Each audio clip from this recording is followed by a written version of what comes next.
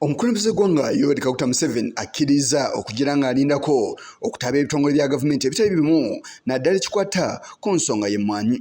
Olunaku olwajjo omukulembeze w'eggwanga yasinkanye abamu ku bakiise mu kikolo ggwanga olukulu abatuula ku bukiiko obw'enjawulo omuli akavunaanyizibwa ku by'ensimbi n'okuteekerateekera eggwanga, akavunaanyizibwa ku by'obulimi n'obukiiko obulala.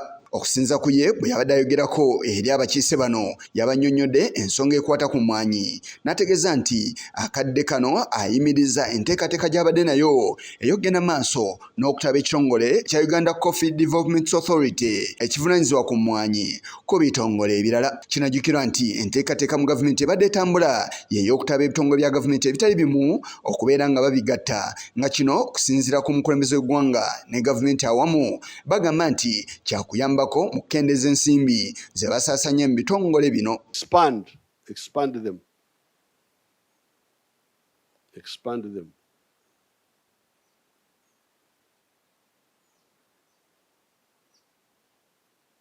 That's how, for instance, we didn't bring back the 23 million kilograms of tea, which was the highest in 1970.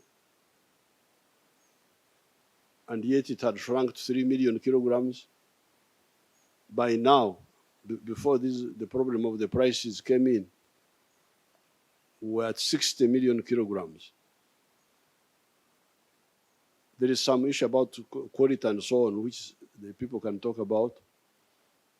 But definitely there was expansion. Ono era abannyonnyodde nti emmwanyi kirime kiteekeddwa okuweebwa ekyanya era kiteekeddwa okubeera nga kiweebwa obudde mu nnimiro ssaako n'ebintu ebirala.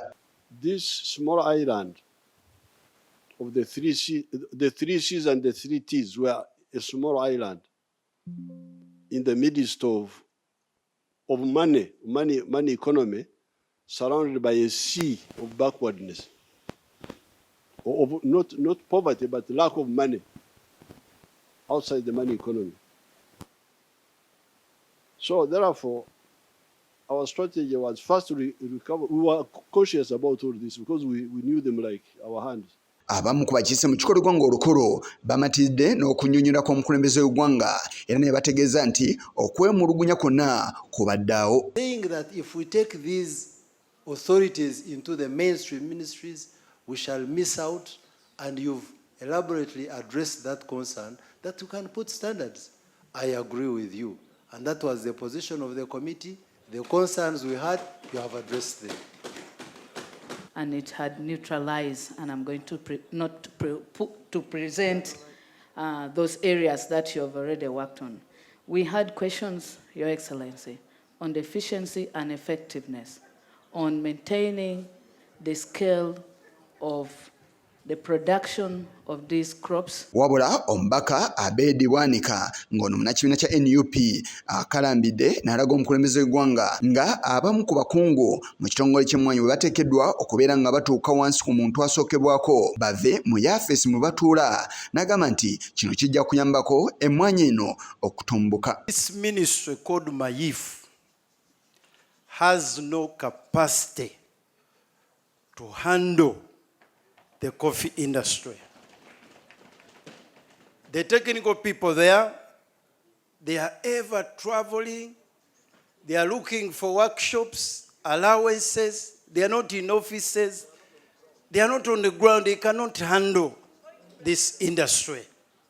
They cannot handle the industry. Ono era ategeeza nti emmwanyi abantu bangi abagizannyiramu wabula nga mulimu oguteekeddwa okuweebwa ekyanya era nti guteekeddwa osuusuutibwa anti gulina ekyenjawulo kye gusobola okuleeta mu byenfuna by'ennyaffe Uganda. The coffee industry is a business industry.